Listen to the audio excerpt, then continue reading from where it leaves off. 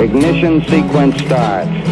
6, 5, 4, 3, 2, 1, 0. Liftoff. We have a liftoff.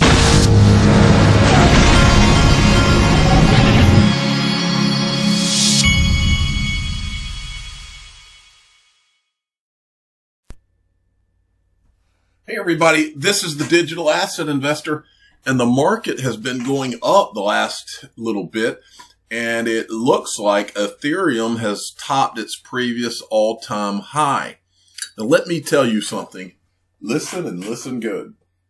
When we see Bitcoin and Ethereum, two proof-of-work coins, when we know beyond a shadow of a doubt that proof of work does not work, when we see these two proof of work coins that I think were nothing but a test and created by governments, by the way. When we see these two proof of work coins getting all-time highs while XRP is hit with a lawsuit by the SEC and all this, I smell a rat big time. And I mean big, something smells to high heavens, but it smells in a good way for me because I feel like somebody's trying to pull me away from the one. That's what it feels like. Because these two, and that's not me saying it, Ryan Zagone from Ripple has said it. I've shown you things in the last few days from David Schwartz saying it, that it doesn't work. Bitcoin, proof of work does not work. It's dinosaur technology. There's a reason that you're seeing these two. I don't know what it is yet, but I think people are going to find out. They might find out in a bad way.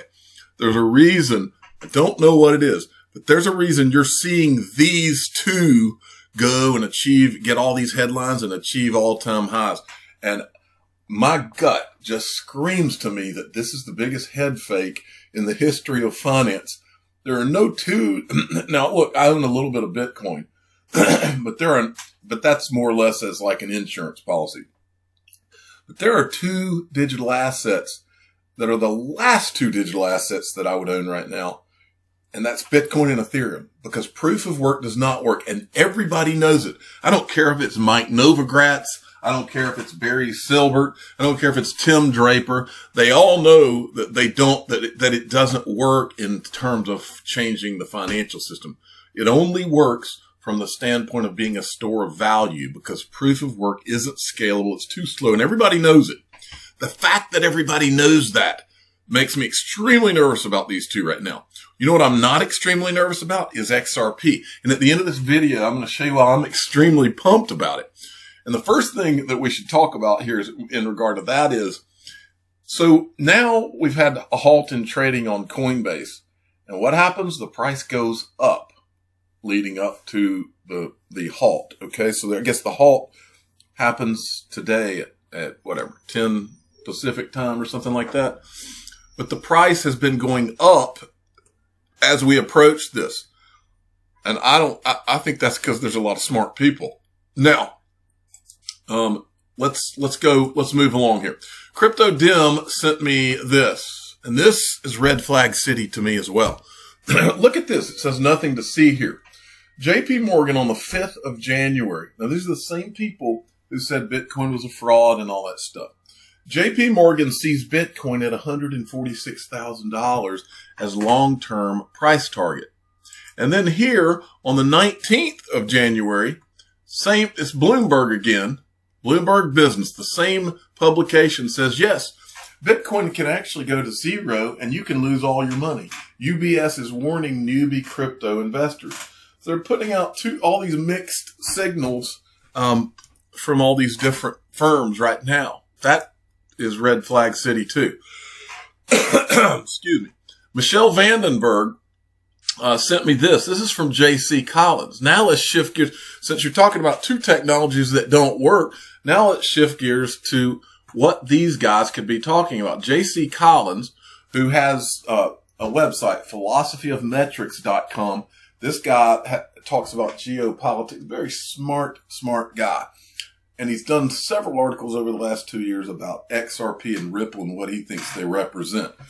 Definitely worth going and checking his website out. Well, he says, read this and understand that this is happening. This is James Rule's tweet.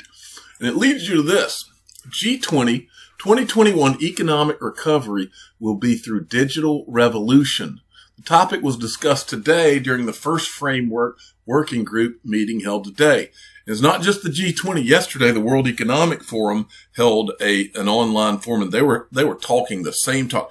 Let me tell you what, these guys were almost giddy talking about what's coming, and this, whatever they call it, reset or whatever. But they were almost giddy.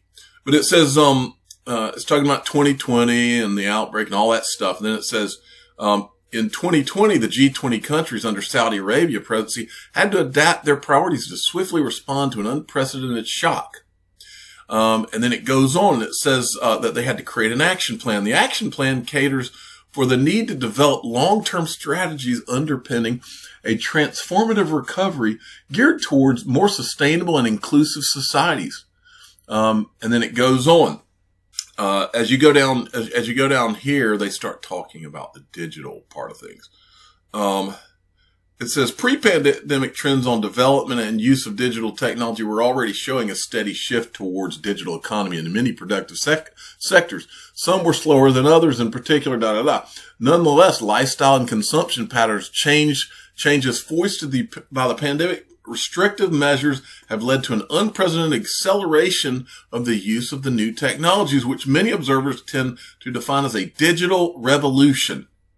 And I don't have to read any more of this. I'm going to read this last part. Lastly, digitalization as the main driver of the economic recovery will also be the main focus of two symposiums taking place. And this is going to be January 21st and 26th. Digital transformation and finance and digitalization. Does my son need to draw you all a picture?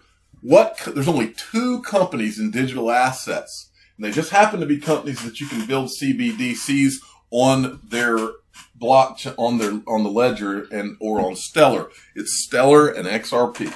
Those are the 2. These are Stellar and Ripple are the 2 companies in the digital space that have been meeting with all of these people that are connected to all of these people with G20 and World Economic Forum and freaking IMF, you name it, all these people. These are the 2 companies that have been connected that we've shown meetings on this channel. These are the 2 companies. It is not anybody. Now, look, there are other players in the game. Jeremy Allaire's Circle's in the game. Yes. Paxos, I believe, is in the game. But the one is XRP. And the other is XLM. Okay, so just write it down. It's coming. Steve Constam sent me this.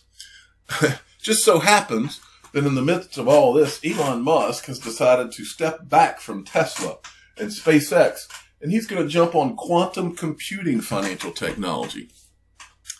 Real life Iron Man Elon Musk has finally announced why he's stepping back from Tesla and SpaceX. His new venture called Quantum AI has seen invest over $2 billion in the past 2 years to develop and code quantum AI. Anyway, I'm not going to get into quantum AI, but his timing couldn't be better. Stuart XRP sent me this. Just leaving this thread here. I thought this was an interesting little thread, so let's let you watch it. Bringing back the gold standard would be very hard to do, but boy, would it be wonderful. We'd have a standard on which to base our money. A solid country, because it was based on a gold standard. We don't have that anymore. There is something very nice about the concept of that. It would be very, very hard to do at this point, and one of the problems is we don't have the gold. Other places have the gold. It doesn't have to be gold. But since central banks in over 100 countries already hold gold as part of their international reserves, it seems a good, neutral reserve asset. I like the idea of a gold standard. I mean, it could be used in a very cryptocurrency way. The point is, do you have a unified money system so that when you talk about the international marketplace, everyone is playing on a level monetary playing field? Another Bretton Woods, or at least we need to be thinking in terms of a neutral reference point, a global unit of account. I mean, something like a gold standard even, updated to reflect a digital world and fast-moving financial flows. Important that we get ahead of the curve to ensure that the dollar continues to offer the best currency in the world, the most respected, the most utilized, and we need fintech innovation to keep us going in the right direction and to be a leader. If the appeal of cryptocurrencies is their capacity to provide a common currency and to maintain a uniform value for every issued unit, we need only consult historical experience to ascertain that these same qualities were achieved through the classical international gold standard without sacrificing the sovereignty of individual nations. To the contrary, gold standard rules permit nations to participate voluntarily by operating in accordance with the discipline of gold convertibility of their own currencies. A modern version of this approach, one that permits the issuance of virtual currencies in tandem with government-issued currencies. Adapting legal tender laws to permit healthy currency competition should be put forward. Invest in Bitcoin and other cryptocurrencies. Well, one, I tell them to be careful, okay? They should be clear why they're investing in them. There's a lot of good things to invest in. Bringing back. All right. And then there was this part. Said on an open, permissionless ledger. How do I know that it's open and permissionless? Because the chief technology officer at Ripple tells me it is. He explains it to me. But I also have hard evidence. The SEC announced about a month or two ago that they're going to establish a node on the XRP ledger and other open and permissionless ledgers. The SEC didn't call Ripple to ask permission to do that. They're just going to do that. And then finally, there's this one with Jim Rickards. You put the gold on the pallet, fly it in a plane to the other guy, and he puts it in his vault, end of story. And you know, Steve knows better than anyone, when you do things on net instead of gross, it's a much smaller transaction. If you had to pay for everything with gross gold, that's unwieldy. But if you keep score in crypto and then settle up on net, you know, every 6 months or so, that works fine. Now notice, everything I just said, there's no dollar. And that was Doug's point. Are we looking at the dethroning of the dollar? If we've got gold, Putin's crypto, Xi crypto, a distributed ledger, and a large trading network that does not involve dollars, does not involve SWIFT, is that the beginning of the end of the dollar? And it might be. Okay. So then we have this. Brad Garlinghouse, he sent this out. Congrats to Gary Gensler. We are ready to work with SEC leadership and the broader Biden administration to chart a path forward for blockchain and crypto innovation in the U.S. Biden tapped, and then this is a tweet about how Biden had tapped Gensler. Now, I want to show you something. I want you to listen up, perk your ears up, listen close here. Before I show you this, I want to show you one thing. There is one time I've been invested in XRP since 2000, I believe, 13, 14.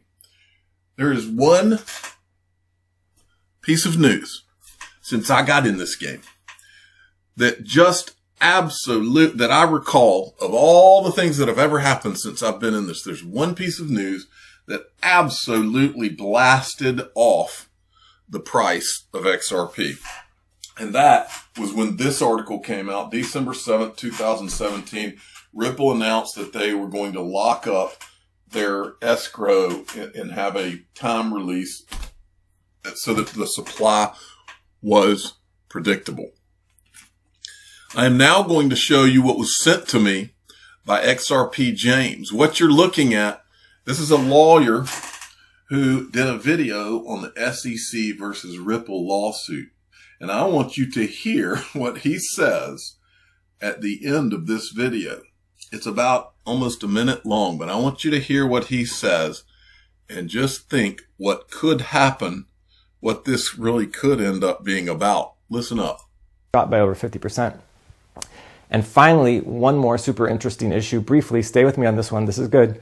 My understanding is that Ripple still holds almost 60% of the XRP coins that exist.